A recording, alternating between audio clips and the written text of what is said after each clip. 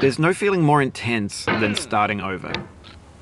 If you deleted your homework the day before it was due, as I have, or if you left your wallet at home and you have to go back after spending an hour in the commute. If you won some money at the casino and then put all your winnings on red but it came up black. If you got your best shirt dry cleaned before a wedding and then immediately dropped food on it. If you won an argument with a friend and then later discovered that they just returned to their original view. Starting over is harder than starting up. If you're not ready for that, like if you've already had a bad day, then what you're about to go through might be too much. Feel free to go away and come back. I'll be here. Alright, thanks for coming with me on this trip. I'll understand if you have to take a break at any point. Just find a safe place to stop and quit the game. And don't worry, I'll save your progress, always, even your mistakes. This game is a homage to a free game that came out in 2002, titled Sexy Hiking. The author of that game was Jazzuo, a mysterious Czech designer who was known at the time as the father of B games. And B games are rough assemblages of found objects. Designers slap them together very quickly and freely, and they're often too rough and unfriendly to gain much of a following. They're built more for the joy of building them than as polished products. In a certain way, Sexy Hiking is the perfect embodiment of a B game. It's built almost entirely out of found and recycled parts, and it's one of the most unusual and unfriendly games of its time. In it, your task is simply to drag yourself up a mountain with a hammer. And that act of climbing, in the digital world or in real life, has certain essential properties that give the game its flavor. No amount of forward progress is guaranteed. Some cliffs are too sheer or too slippery. And the player is constantly, unremittingly in danger of falling and losing everything.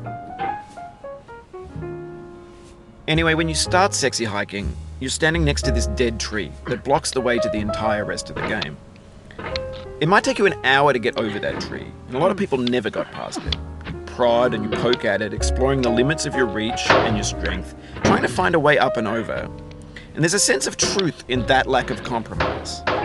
Most obstacles in video game worlds are fake.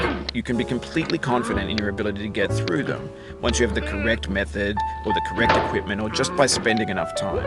In that sense, every pixelated obstacle in Sexy Hiking is real.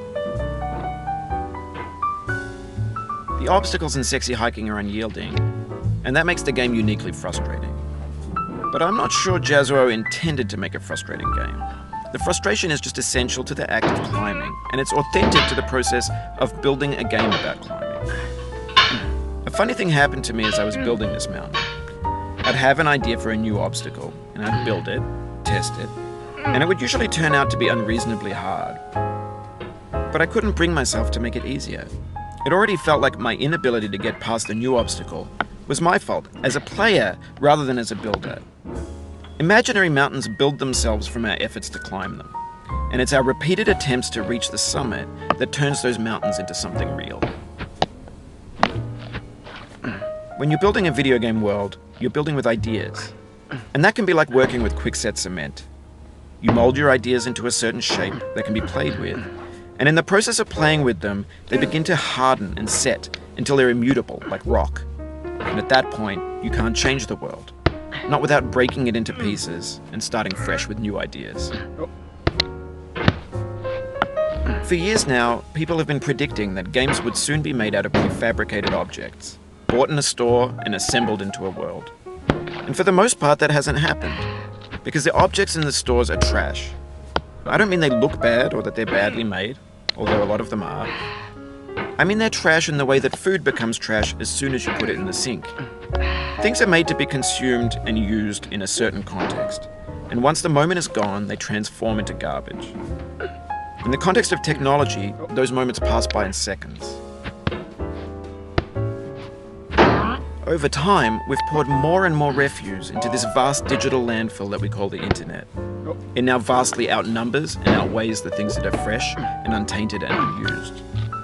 When everything around us is cultural trash, trash becomes the new medium, the lingua franca of the digital age. And you can build culture out of trash. But only trash culture. B games, B movies, B music, B philosophy. Maybe this is what digital culture is. A monstrous mountain of trash, the ash heap of creativity's fountain. A landfill with everything we ever thought of in it. Grand, infinite, and unsorted. There's 3D models of breakfast, Gen X's fanfic novels, Scan magazines, green screen Shia LaBeouf, banned snuff scenes on LiveLeak. Facebook's got lifelike bots with unbranded adverts and candid shots of Kanye and Taylor Swift mashups, car crash epic failed GIFs, Russian dashcam vids, discussions of McRibs, discarded, forgotten,